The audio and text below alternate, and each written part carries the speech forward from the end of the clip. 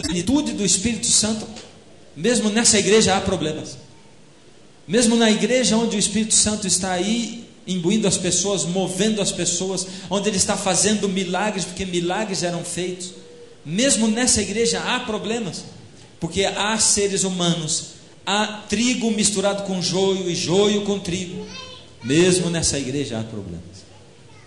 Isso é bom a gente se lembrar sempre. Todas as vezes que eu olhar para a minha igreja e que eu olhar para os outros e enxergar os defeitos dos outros, porque quanto mais perto eu chego de Deus, mais eu enxergo que quem é o maior pecador da minha igreja e desse mundo inteiro? Quem é? Quem é? Eu sou. E ai de mim quando eu acho que eu sou alguma coisa melhor do que o meu irmão. Essa igreja tinha problemas porque os seres humanos estavam ali. E nós seres humanos temos problemas, sim. A nossa escalada de crescimento é assim. Os frios, eles vão subindo e descendo, mas sempre numa tendência para baixo. Eles sobem menos vezes do que eles descem, ou eles sobem numa proporção menor do que eles descem. Então o gráfico é assim, subindo e descendo, mas é subindo e descendo para baixo. Os mornos sobem e descem, mas eles conseguem elevar essa linha um pouco assim, e eles vão num sentido horizontal. Então os mornos, eles estão sempre subindo e descendo espiritualmente com Deus. Porém, o final da linha lá é reto. Ele nunca vai na direção de Deus. E os quentes são aqueles que sobem e descem, sempre no sentido ascendente, na direção de Deus. Porém, sempre subindo e descendo, porque enquanto a gente estiver nesse mundo, nós somos seres humanos pecadores. Só Jesus subiu diretamente ao Pai. Só Satanás desceu diretamente para longe do Pai. Por isso eu nunca posso olhar para um ser humano, por pior que ele seja, e dizer assim: esse aí é igualzinho o diabo. Não, ele pode até ter escolhido pertencer, mas ele vai sempre assim. Existe uma certa luta, porque o Espírito está sempre falando no coração dele. Agora, essa igreja era uma igreja onde tinha plenitude do Espírito, mas tinha problemas. Então, de repente, Deus deu para eles uma inspiração e disse: olha, escolham diáconos. Quantos diáconos? Me ajudem, vamos lá? Quantos diáconos? 7 diáconos. Os diáconos, esses 7 seriam os pastores da igreja local. Eles ficariam cuidando das pessoas localmente, cuidariam da distribuição do pão material, do pão espiritual também localmente. E os discípulos poderiam percorrer e viajar e pregando, sendo pregadores itinerantes, animando a igreja, enquanto aqueles diáconos, pastores locais, trabalhavam com os irmãos. Os discípulos iam e pregavam em outros lugares, e outros animavam aqui e ali, voltavam. E Paulo fez as suas viagens missionárias, retornando sempre às igrejas que ele fundou, em todos os lugares, e deixando gente cuidando das igrejas, e Tito, e Timóteo, e assim por diante. Aí eles começaram a escolher, e Deus indicou 7 homens. Eram 7 homens especiais que Deus escolheu. Dentre os 7 homens especiais, um deles era mais especial ainda, porque a Bíblia diz que 7 foram escolhidos, mas a Bíblia cita o nome de um especial, e nós acabamos de ler a história dele, porque o nome dele era Estevão. Estevão, cheio de graça e de poder, fazia sinais, prodígios, milagres entre o povo, e ninguém podia se sobrepor ao Espírito com que Estevão falava. Ele tinha a plenitude do Espírito, ele falava de um jeito que as pessoas olhavam para aquilo e entendiam a mensagem. Deus falava no coração delas, e elas eram tocadas pela palavra de Estevão. Mas não era só isso. Estevão tinha o poder do Espírito de tal maneira que ele fazia milagres, sinais e prodígios em nome do Senhor Jesus. Era isso que ele fazia. Mas Satanás nunca está contente com a gente quando a gente escolhe Jesus.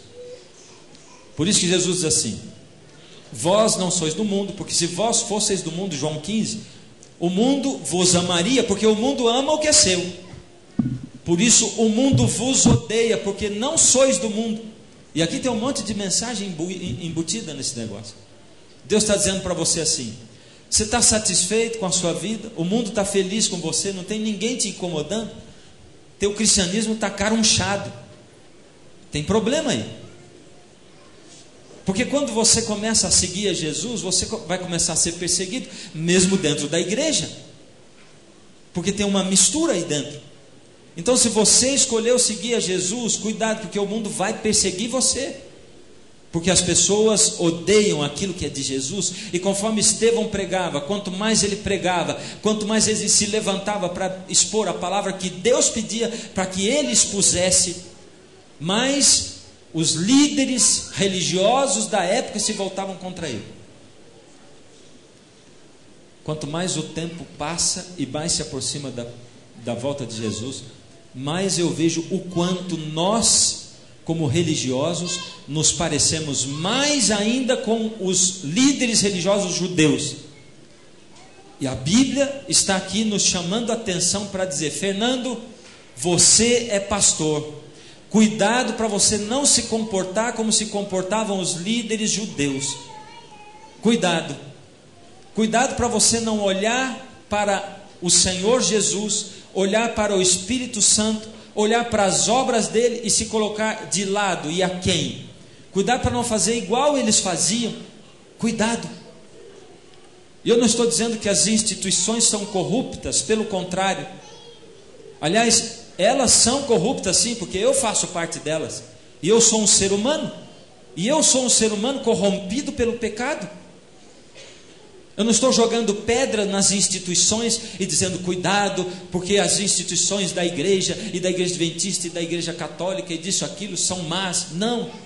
Eu estou dizendo que a Bíblia tem uma palavra de advertência para mim, pastor que vivo hoje, líder da igreja que vivo hoje, membro da igreja que vivo hoje.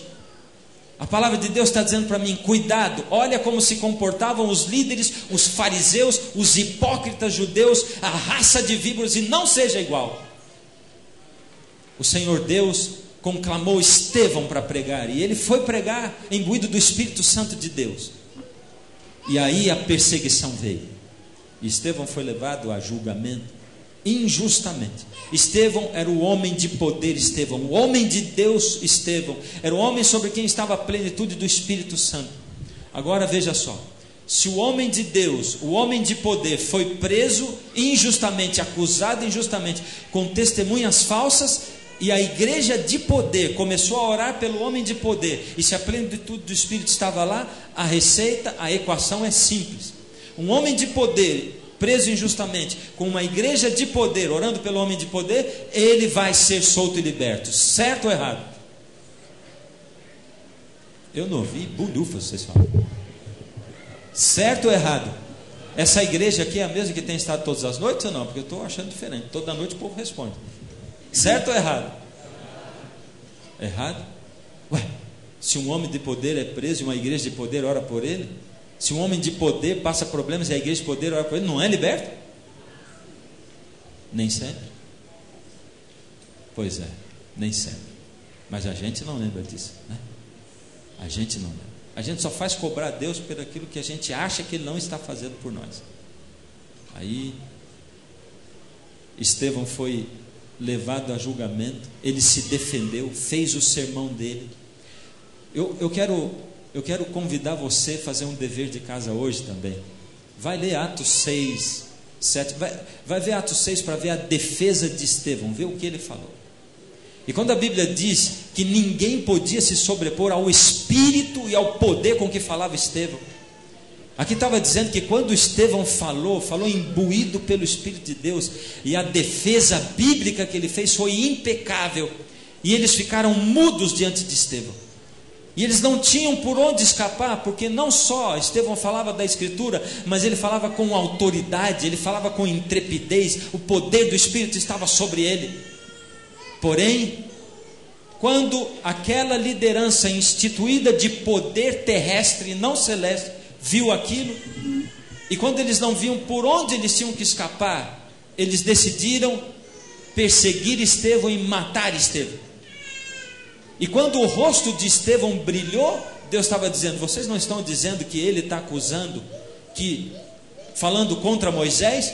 Pois eu vou fazer depois do único homem que teve o rosto brilhando, que foi Moisés, eu vou fazer o rosto dele brilhar igualzinho o rosto de Moisés, que eu fiz brilhar. Por isso, aí está a palavra, o poder da palavra e a manifestação sobrenatural de Deus.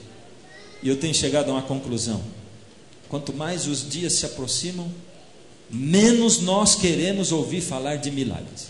Menos.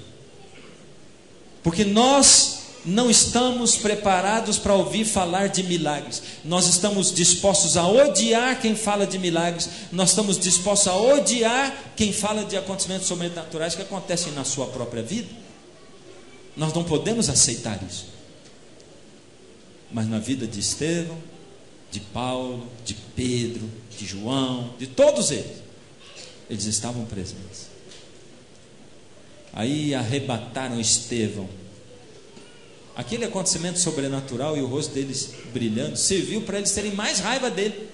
Levaram para apedrejar. Eu imagino lá longe a igreja orando desesperada, vendo Estevão lá e aquela multidão, a turba preparada para apedrejar Estevão. E Estevão orou a Deus. Estevão orou e disse assim: eis que vejo o céu aberto e o Filho de Deus assentado à direita do Pai. Aí eles se enraiveceram mais ainda, mais pedras. Você imagina o que é alguém morrer apedrejado? A gente simplificar a história do outro é a coisa mais simples do mundo. Ser apedrejado quer dizer que precisa de pedras grandes, não pequenas. É uma morte lenta e dolorida. E essas pedras têm que bater em lugares vitais, na cabeça principalmente, muito mesmo. Você imagina como que deve doer morrer apedrejado. Você vai agonizando e agonizando e agonizando para morrer apedrejado. Estevão, enquanto era injustiçado, enquanto ele morria apedrejado, ele ainda foi capaz de olhar para o céu e orar a Deus dizendo: Senhor, perdoa, porque eles não sabem o que eles estão fazendo. Eu fico olhando para essa oração e eu penso: meu Deus, ele orou assim sinceramente. Estevão orou assim sinceramente. Ele não falou da boca para fora. Só um ser humano foi capaz de orar assim, e esse ser humano foi Jesus, que era homem-Deus. E Deus, com certeza, para você e eu não temos dúvida de que um ser humano, por pecador que seja, é capaz sim de ter o Espírito Santo manifestado na sua vida, ao ponto de ele amar tanto assim ao próximo. Ele deixou com que Estevão fizesse essa mesma oração de Jesus Cristo, do Senhor Jesus Cristo. E Estevão orou dizendo: Senhor, perdoa-os porque eles não sabem aquilo que eles estão fazendo. Só uma graça maravilhosa como a graça do Senhor Jesus podia habitar o coração de Estevão para que ele falasse dessa maneira. Porque a graça do Senhor Jesus é tão maravilhosa que ela é injusta, tão maravilhosa. Não é maravilhoso ter uma graça como a do Senhor Jesus assim, disponível para a nossa vida? É ou não é? Sim ou não? Sim. Vamos combinar que eu pergunto, vocês respondem? Não é maravilhoso ter uma graça como essa do Senhor Jesus à nossa disposição? Sim ou não? Sim. Amém. Sim, é maravilhoso. Porque essa graça ela é tão maravilhosa que ela é injusta aos olhos humanos. Por isso Jesus contou algumas parábolas. Como a parábola do administrador que saiu de manhã para poder arrumar gente para a sua fazenda, para trabalhar. E ele saiu bem de madrugadinha, 6 horas da manhã, e depois ele saiu um pouco mais tarde, e depois ao meio-dia, e foi combinando o salário de um dia com esse povo todo. E quando chegou no finalzinho do dia, ele ainda passou, faltava 1 hora para terminar o expediente. Ele olhou na praça e tinha gente sem serviço, e disse: vão lá trabalhar na minha vinha. E quando chegou na hora de acertar as contas, ele pediu para o servo dele, diz: você enfileira todo mundo que trabalhou, porém você enfileira assim, coloca os que chegaram por último primeiro, e os que chegaram primeiro por último, e eu vou acertar a conta com eles. E aqueles que tinham trabalhado só 1 hora na sua vinha, receberam o equivalente ao salário de um dia. E os outros que estavam atrás olharam, esticaram o pescoço, porque a desgraça de nós seres humanos é nos compararmos com os outros. E eles foram olhando dizendo: meu Deus, uau! Se esse que trabalhou 1 hora está recebendo o salário de um dia, imagina a gente que ficou aqui o dia inteiro. E quando chegou a hora deles receberem, eles receberam o salário de um dia e disseram: isso é injusto. Ele disse: injusto não, eu estou dando para você aquilo que eu combinei que ia dar para você. O dinheiro é meu, eu combinei que ia dar para você esse dinheiro, é o que eu estou dando. Não se compare com o outro. Não interessa se ele trabalhou só 1 hora na vinha.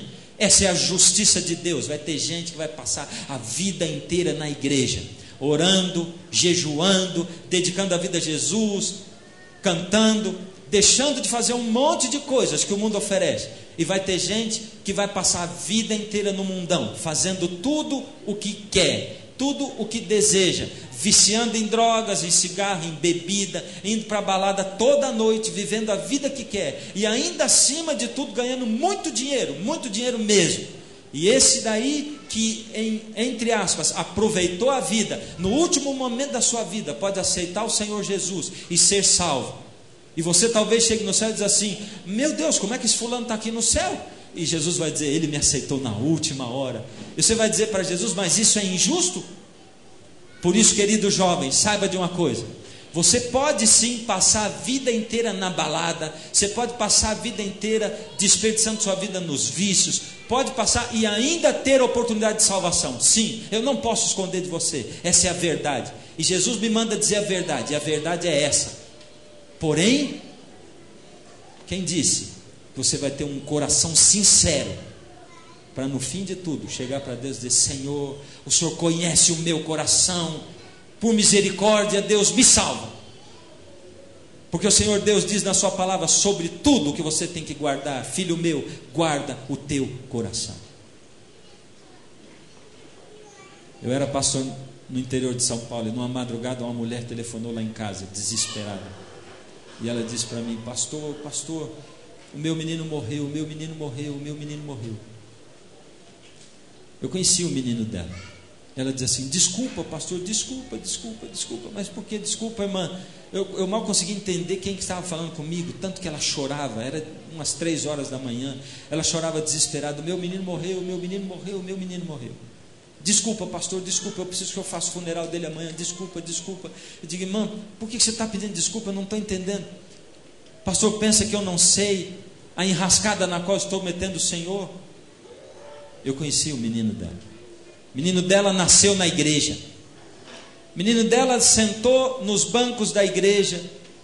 De pequenininho ele cantou as musiquinhas na escola sabatina, ele cantou no coral infantil.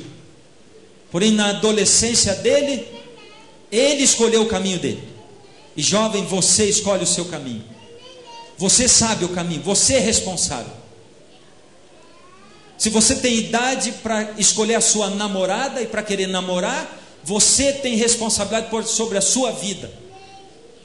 Alguns dizem assim: meu Deus, mas foi o meu pai e minha mãe que me fizeram assim, porque meu pai foi muito duro comigo.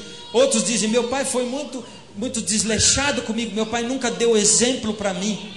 Por que na hora de namorar você não pede para o seu pai com que garota você pode namorar? Mas na hora de ir para a igreja você bota a culpa no seu pai, na sua mãe, se você tem vontade ou não tem. Pois eu tenho visto gente nascido no lodo, gente que não é nada, não teve pai e mãe, pai bêbado, drogado, e mãe louca de hospício.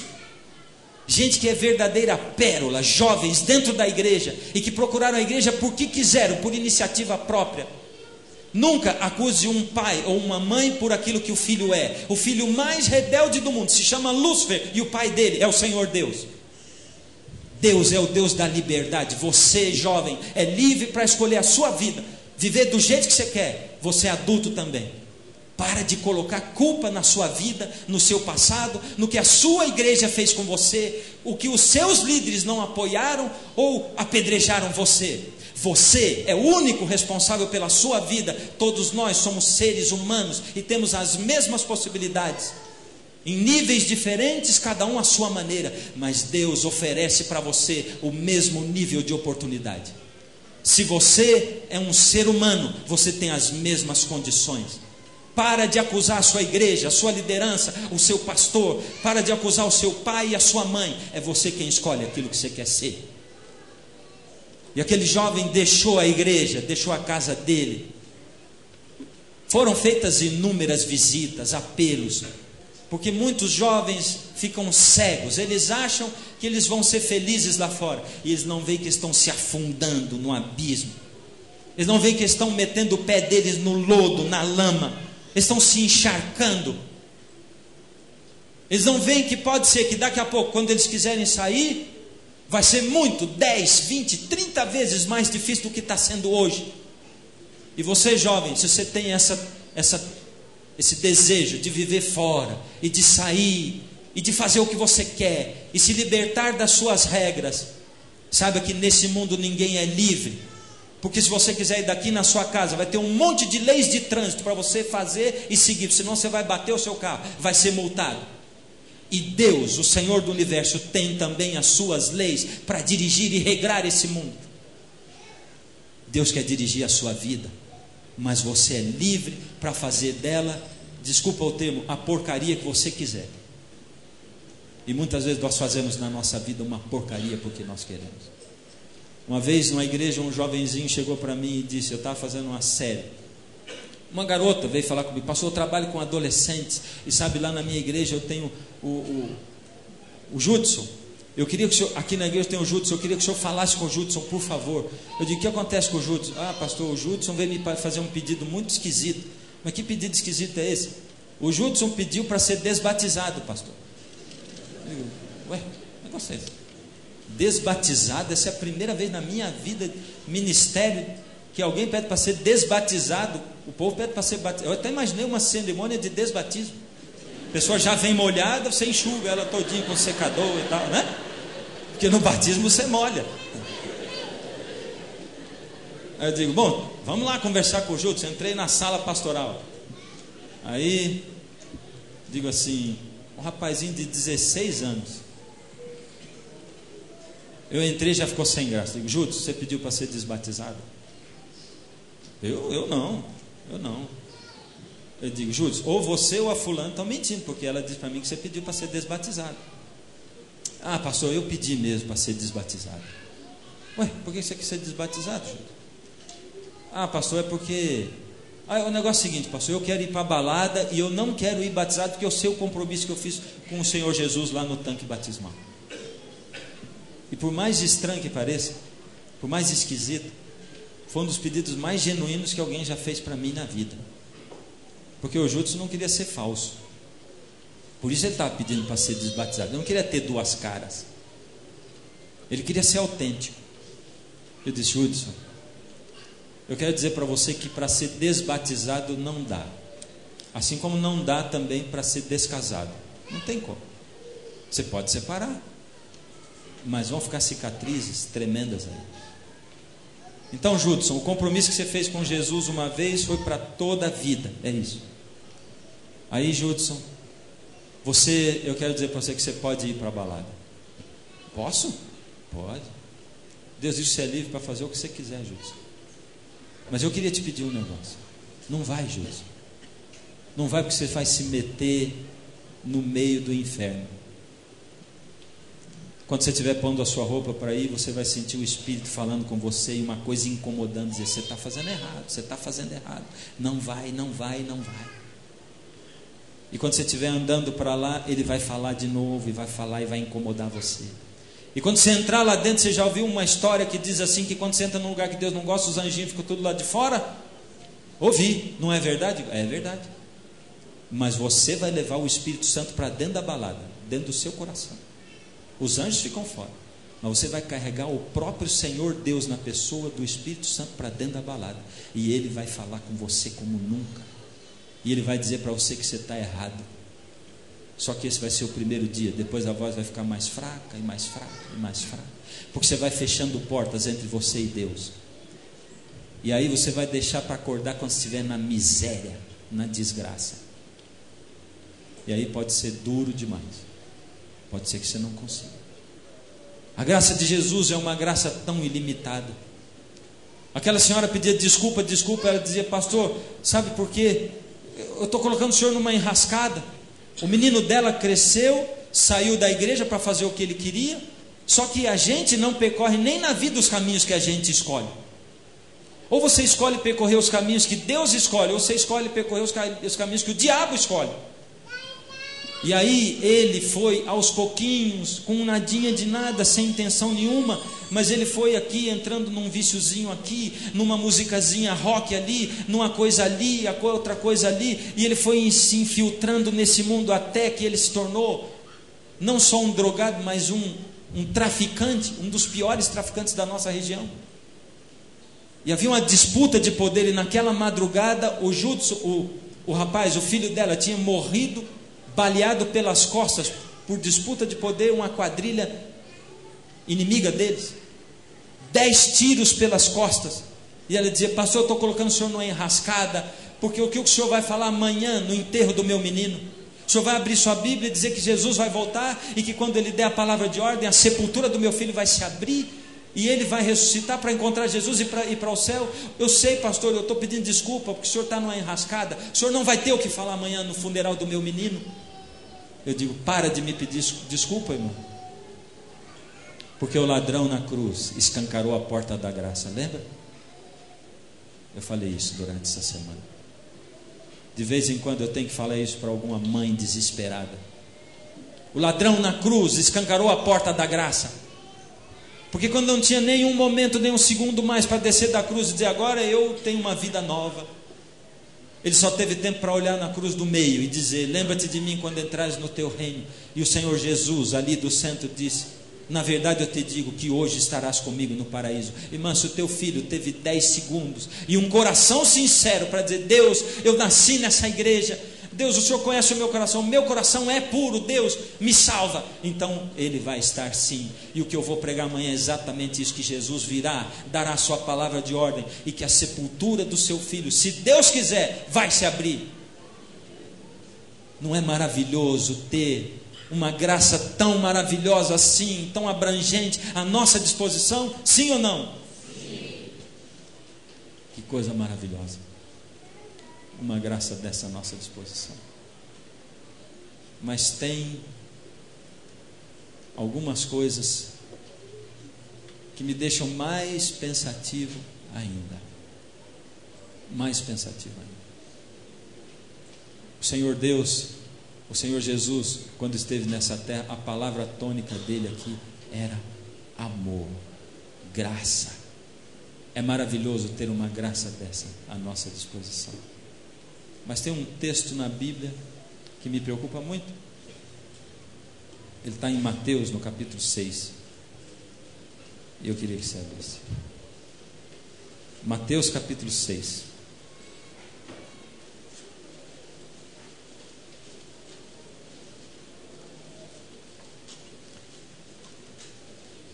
Se a gente ler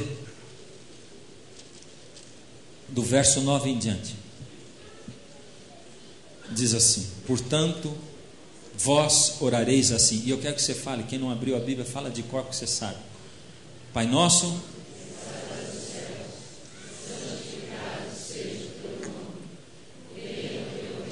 seja feita assim na terra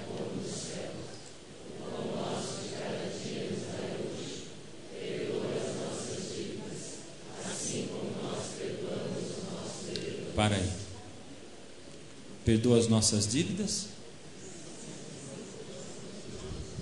Você pensou o que você acabou de dizer aí?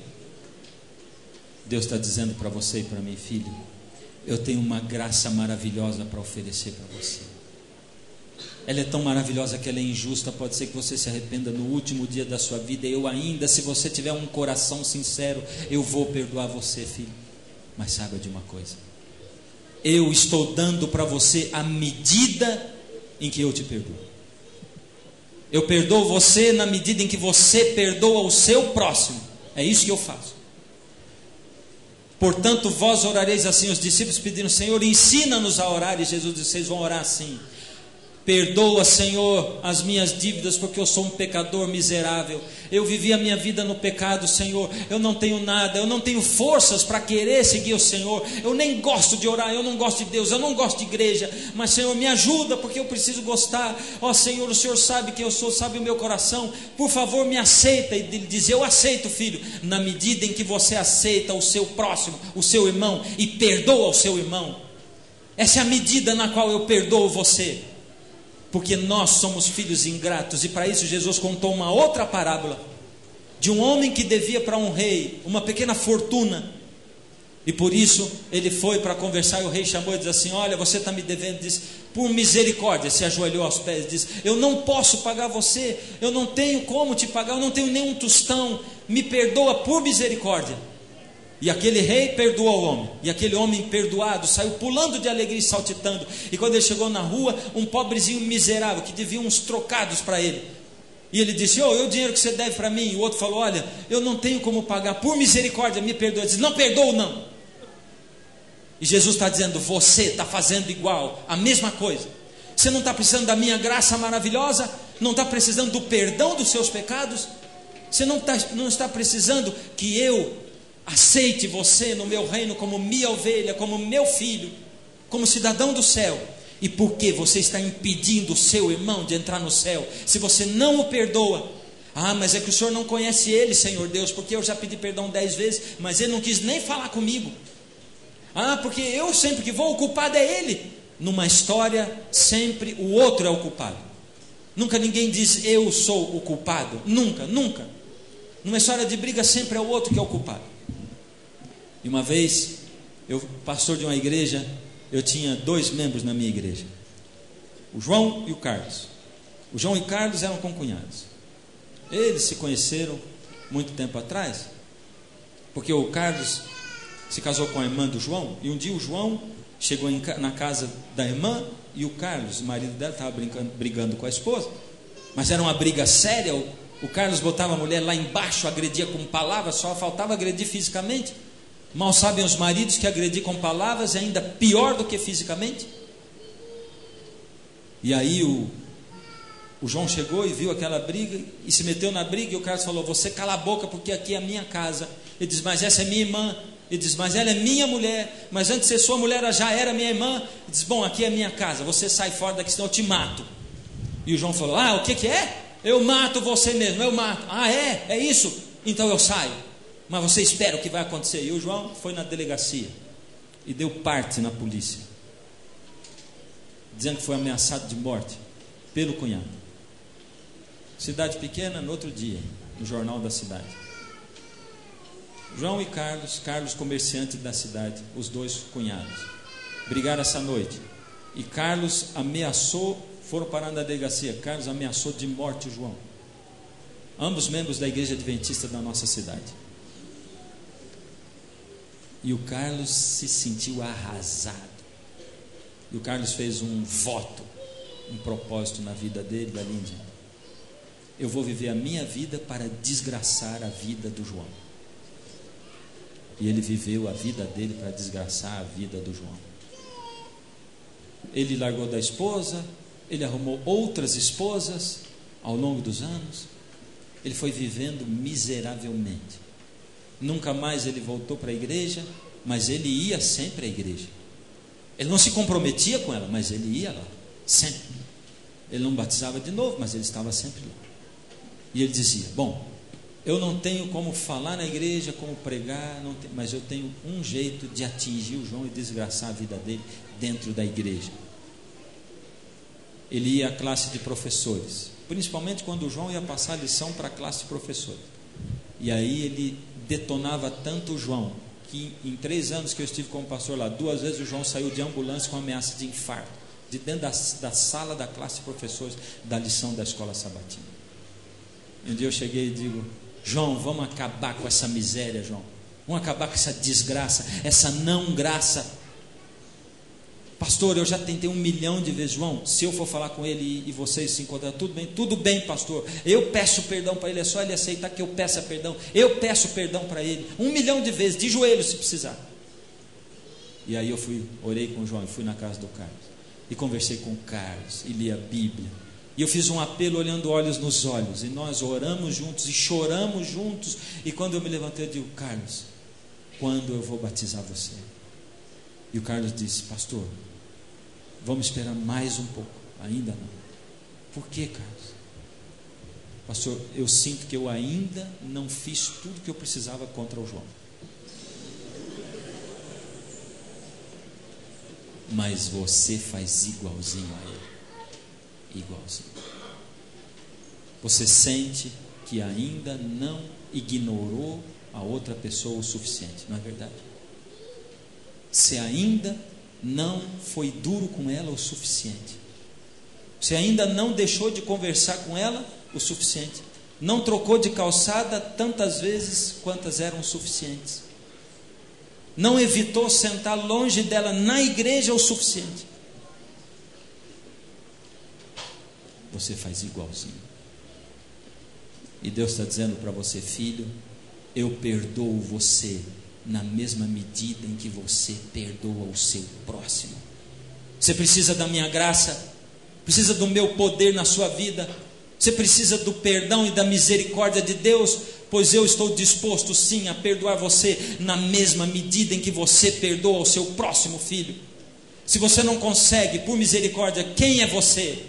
Você é um ser humano miserável, a sua justiça para mim é trapos de imundícia. Como você pode subir em cima do seu orgulho e dizer: Deus, eu sei que o Senhor era Deus e veio a esse mundo e morreu pelo ser humano, mas eu não sou capaz de descer do meu orgulho, porque eu sou o fulano.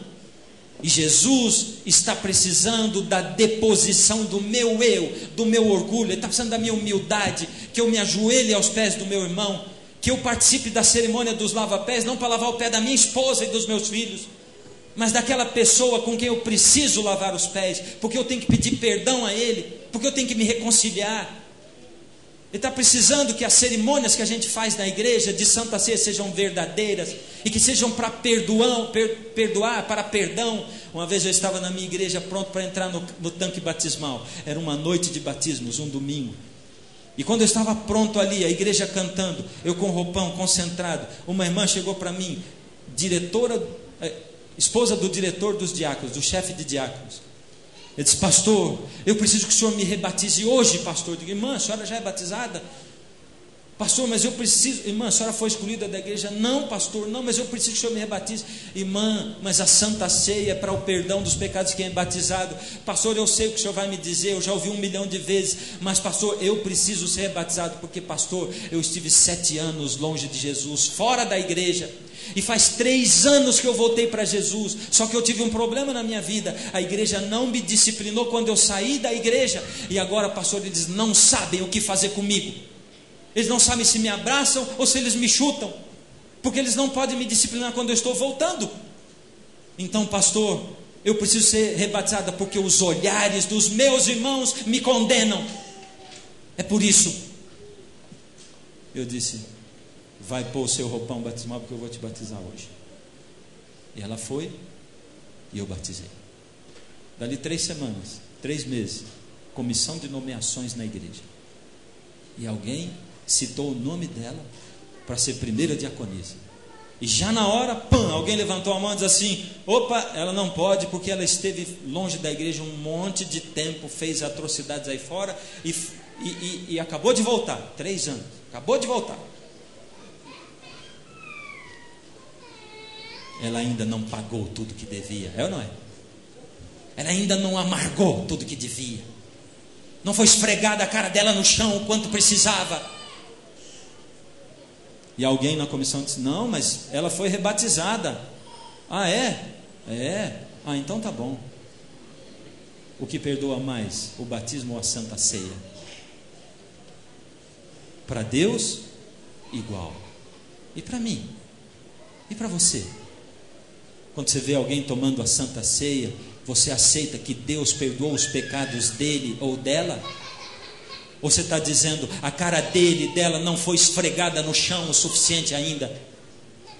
Até quando eu vou amargar o rancor e a corrente da não graça? Quando você não perdoa alguém, você prejudica muito alguém, e esse alguém é você mesmo, porque você carrega um peso e um fardo do ódio, do não perdão e da não graça na sua vida. Até quando? E você não vai conseguir se humilhar e ser humilde, porque o não perdão é sinônimo de orgulho extremo e máximo. O não perdão é a desgraça da vida do cristão e do ser humano. Até quando maridos e esposas não vão se perdoar por coisas que aconteceram no passado? Até quando pais e filhos não confiarão uns nos outros por causa de erros do passado? Filhos, por misericórdia, nós pais erramos, nos perdoem. Você vai ser pai um dia, você vai ser mãe um dia. Você vai ver como você se sente ainda uma criança quando você tem que cuidar de uma outra criança. Você se sente um adolescente quando você tem que cuidar de um outro adolescente. A vida da gente é assim, mas vocês estão tendo o privilégio de viver juntos essa vida. Pais e mães, bebês.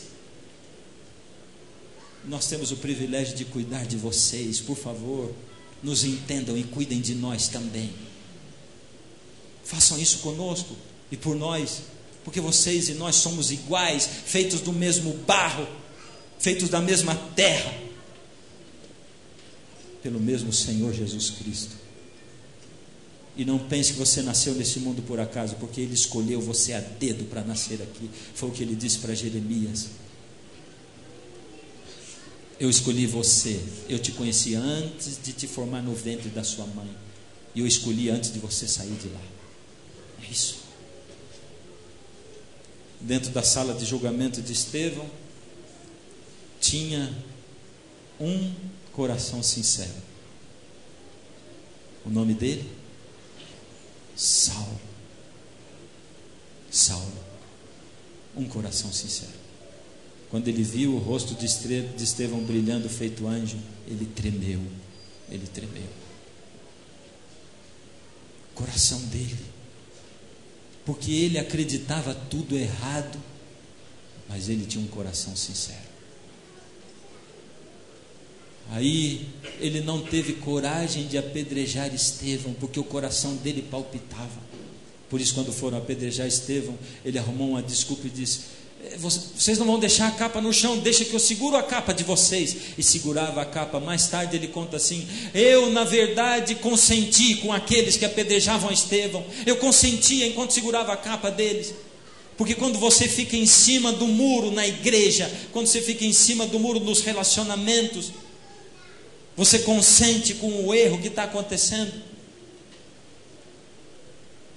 E aí, no outro dia ele foi para os maiorais dele: escuta, vocês não viram o que ele falou? Compara com a Bíblia, estava certinho. Olha, e os maiorais olharam para ele e disseram: Saulo, justo você, Saulo, um jovem tão promissor, você promete tanto.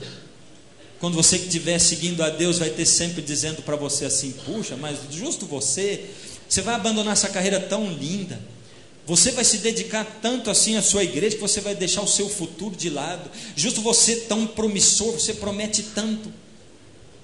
Vai ter gente de todos os lados dizendo: eu não estou dizendo para você abandonar seu emprego, mas eu estou dizendo para você priorizar a sua família, o seu lar, o seu rebanho, que são os seus filhos, a sua esposa. Priorize o seu Deus acima de tudo, Deus sobre todas as coisas, a família e depois o trabalho.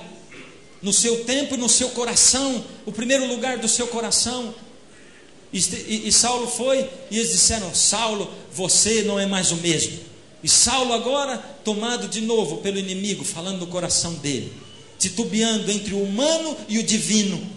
Saulo diz: não, eu sou o mesmo. Não, você não é o mesmo. Eu sou o mesmo, então me deem cartas aí para eu poder perseguir cristãos lá em Damasco. E outra coisa, coloquem aí que eu posso perseguir tanto mulheres quanto crianças, e vocês vão ver que eu sou o mesmo Saulo. E Saulo saiu baforejando pelos narizes ira e ódio e perseguição.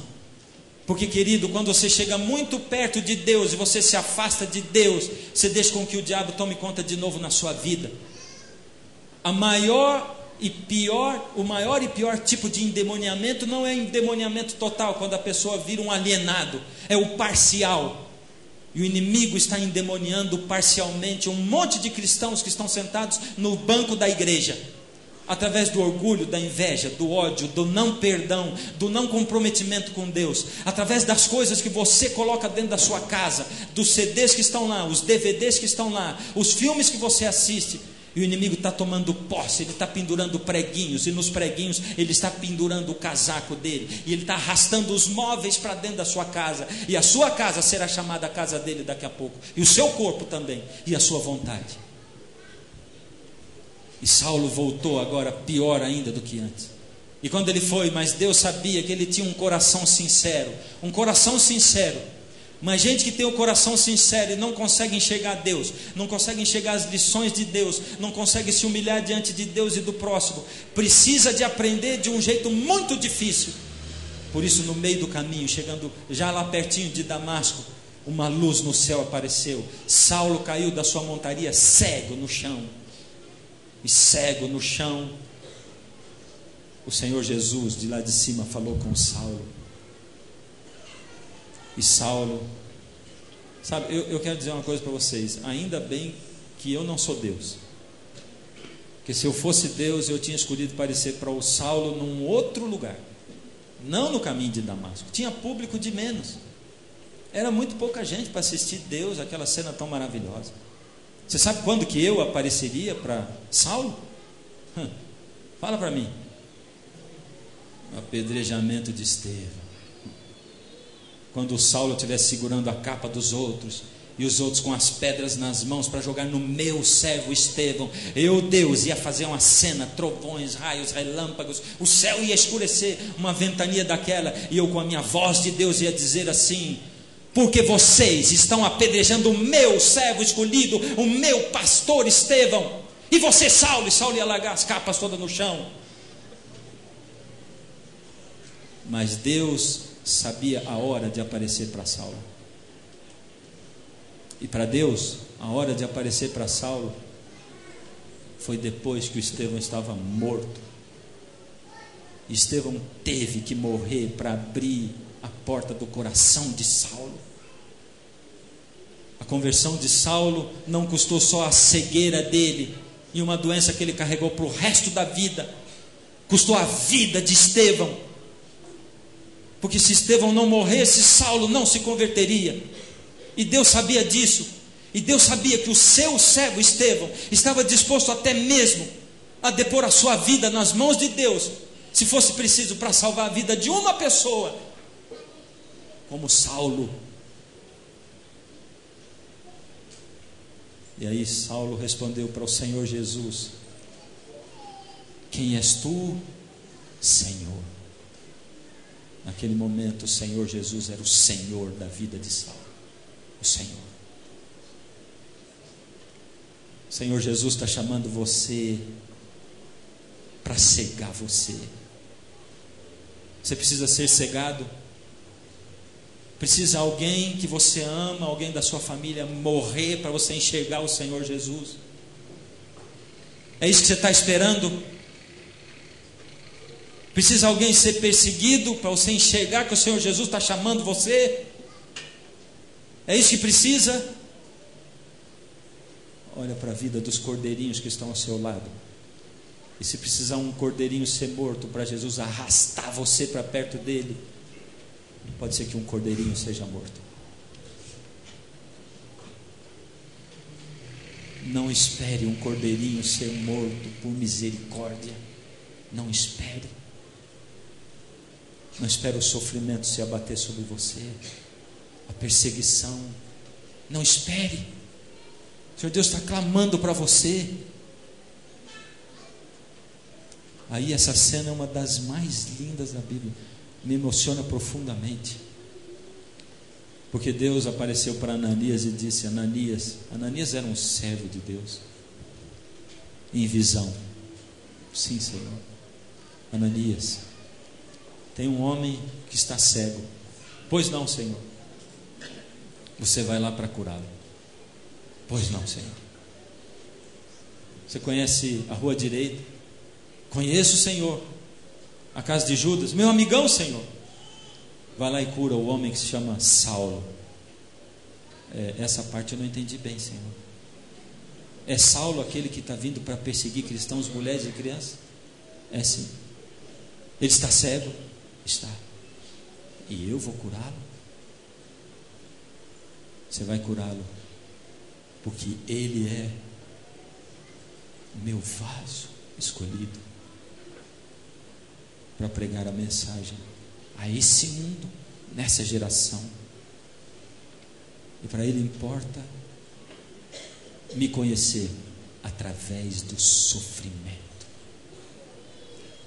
Você entende o chamado de Saulo? E ele foi. e curou Saulo. Tem coisas que eu quero ver quando eu chegar na cidade santa. Eu sou esquecido, vou contar que eu vou estar transformado, alto, loiro, magrinho, bonitão.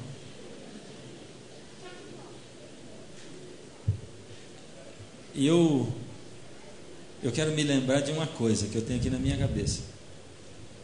Eu gostaria de, ao chegar lá, se Deus permitir com que eu vá, a emoção de encontrar os queridos, a família toda, Deus me ajuda a lembrar, porque naquele momento eu vou dizer, espera um pouquinho que nós vamos ter a eternidade toda para ficar junto. Eu quero procurar Saulo ou Estevão, um dos dois, Paulo ou Estevão, e o qual eu encontrar primeiro, eu quero grudar nele, porque eu quero assistir o encontro entre Paulo e Estevão no céu. A última vez que eles se viram, Saulo segurava a capa para os que apedrejavam Estevão, mas Estevão garantiu a estada dos dois lá em cima, quando ele orou dizendo: Senhor, perdoa, porque eles não sabem o que fazem. Perdoa o Saulo que me apedreja, Senhor, ele não sabe o que ele está fazendo. E por causa de um coração perdoador, os dois vão se encontrar no céu. Vão se encontrar. Querido, Deus quer derramar sua chuva serôdia hoje. Além de você ter que subir o monte, como eu preguei esses dias, além de você ter que rever o seu passado,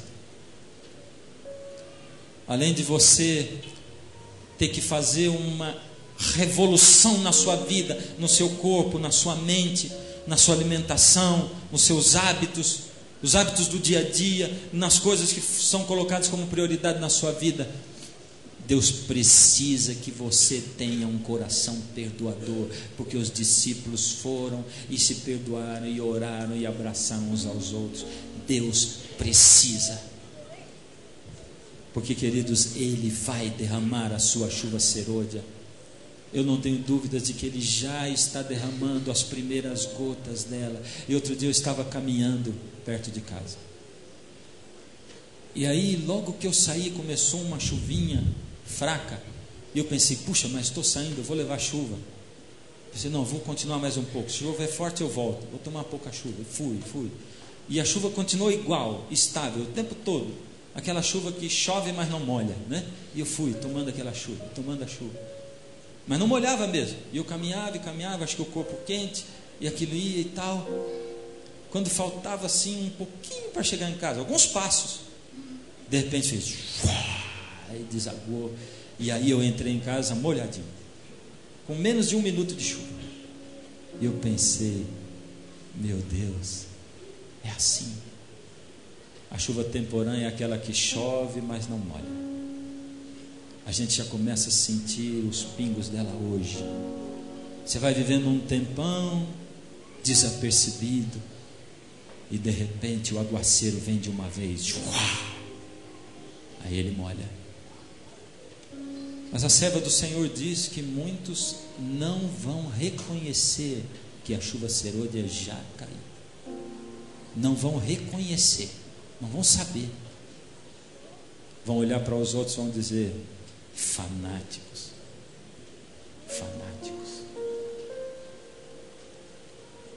Deus está chamando você hoje para alguma coisa muito especial.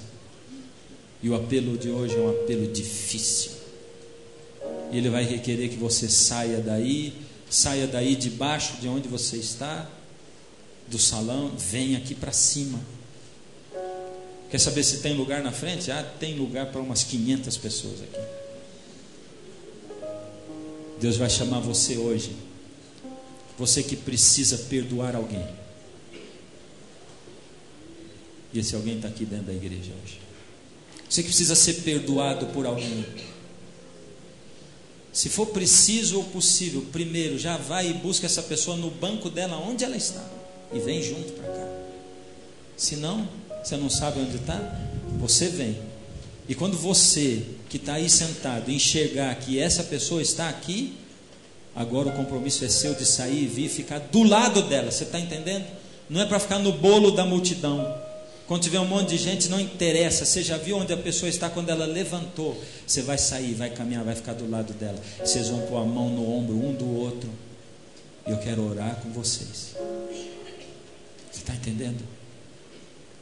Mas publicamente, quem não sabe que vocês dois têm problemas? Quem não sabe? É publicamente, porque as coisas com Deus são assim, publicamente. Aí você vai sair daí e vem para cá. Vem. O quarteto vai cantar agora. Enquanto eles cantam, o Espírito de Deus toca o seu coração. Pedi para o quarteto cantar bem pertinho do teclado aqui. E se precisar, você sobe lá, ali, ó. Sobe aqui, não tem problema. Mas vamos subindo. Se encher o corredor, nós vamos para cá. Você deve estar pensando, pastor, é maluco, acho que vai ter tanta gente assim para se conciliar lá na frente. Você vai ser o primeiro, por isso vai ter tanta gente assim. Então o Espírito vai tocar você e nós vamos ser irmãos, nos apoiando uns aos outros e nos abraçando. E o Espírito de Deus vai ser recebido aqui como jamais o foi quando nós perdoarmos uns aos outros. Deixa o Senhor tomar conta da sua vida agora. Eu vou ficar esperando por você aqui.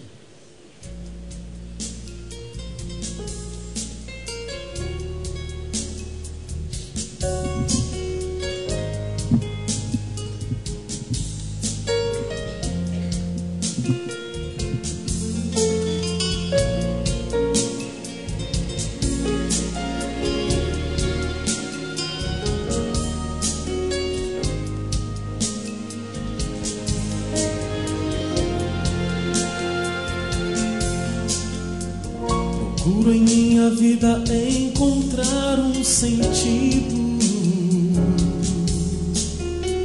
pois não compreendo a razão do existir. Por muitas vezes tenho me sentido sem força para continuar seguindo sem desanimar. Eu nunca quis enfrentar a estrada em solidão. Em você confiei quando ouvi, irmão, te querei e o temor passará.